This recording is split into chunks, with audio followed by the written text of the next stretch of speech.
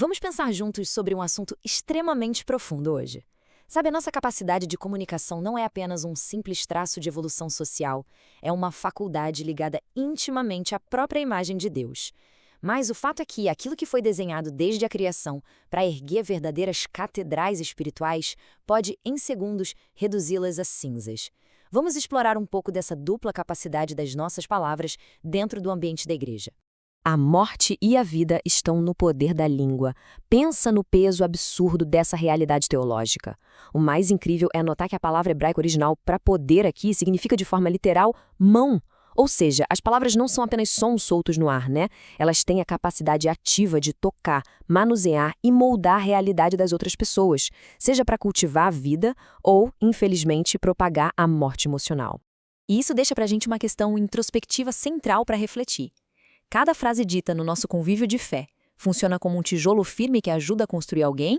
Ou é uma faísca instável pronta para incendiar e destruir tudo?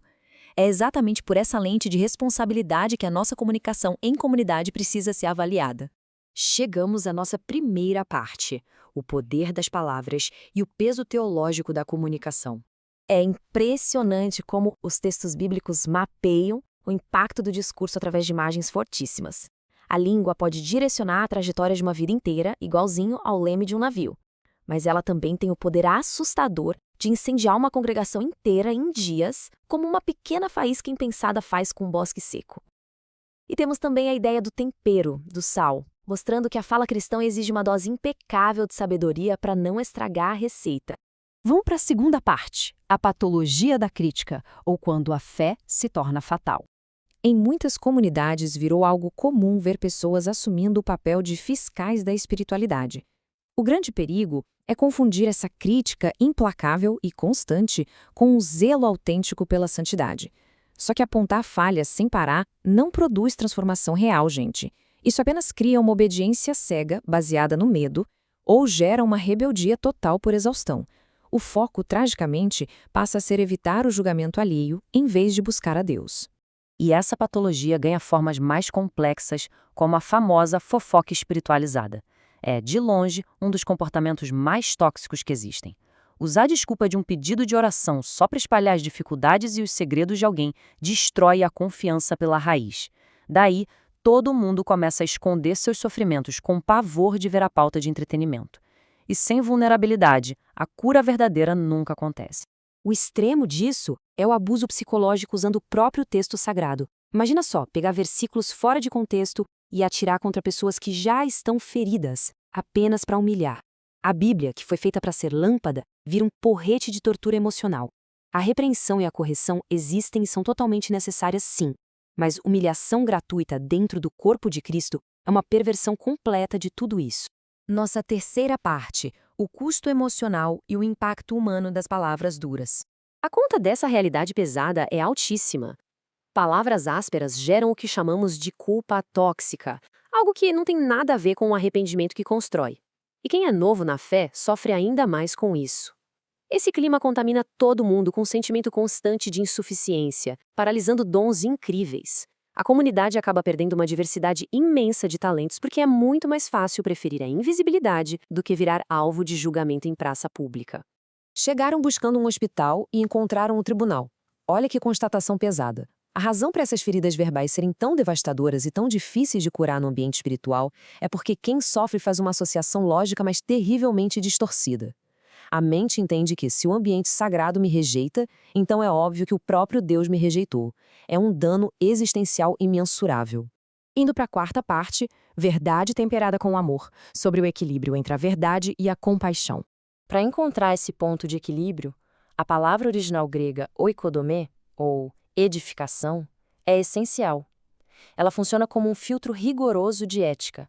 É literalmente o processo de erguer as bases de uma casa.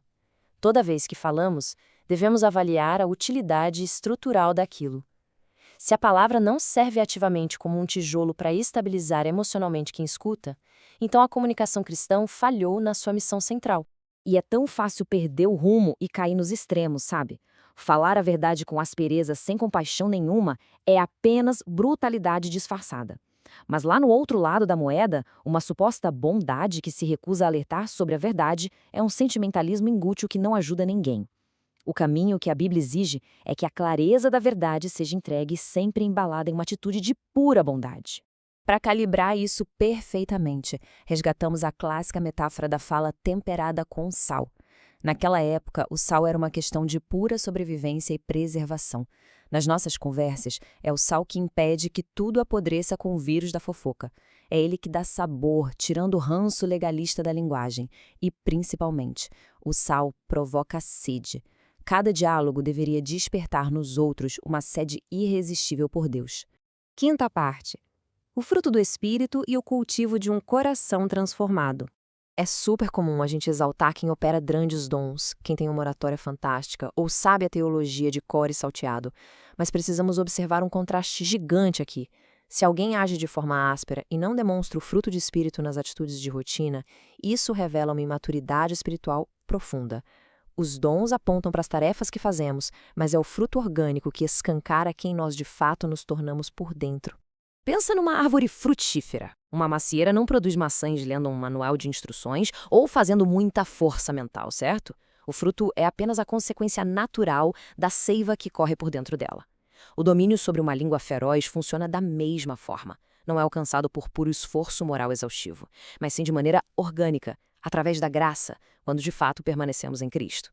Chegamos na sexta e última parte, uma cultura de edificação e a restauração da ética do discurso. Tá bem, mas e quando um erro acontece e precisa de disciplina bíblica genuína?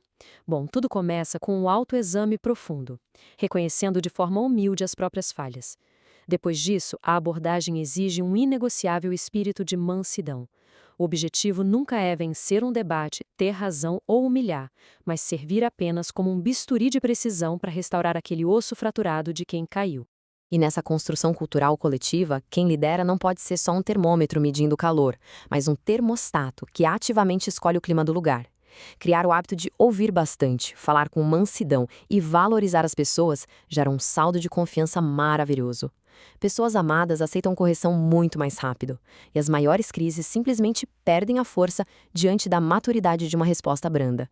O maior sonho que a gente pode ter para a vida em comunidade cristã é forjar um espaço de tanta confiança e que ame tão sem barreiras, que no instante em que a verdade e a correção precisarem chegar, elas não machuquem. Pelo contrário, que elas sejam experimentadas de verdade, como um bálsamo refrescante que cura qualquer ferida. E para a gente encerrar, fica essa reflexão super contundente martelando nas nossas cabeças. Ao circular pelos corredores da nossa comunidade de fé, como o nosso próprio vocabulário tem operado? Tudo aquilo que dizemos diariamente é esse bisturi delicado e cirúrgico de restauro ou virou um veneno perigoso que só agrava a dor de quem escuta? Fica convite para que essa avaliação sincera transforme de vez a nossa forma de comunicar nos espaços cristãos daqui para frente.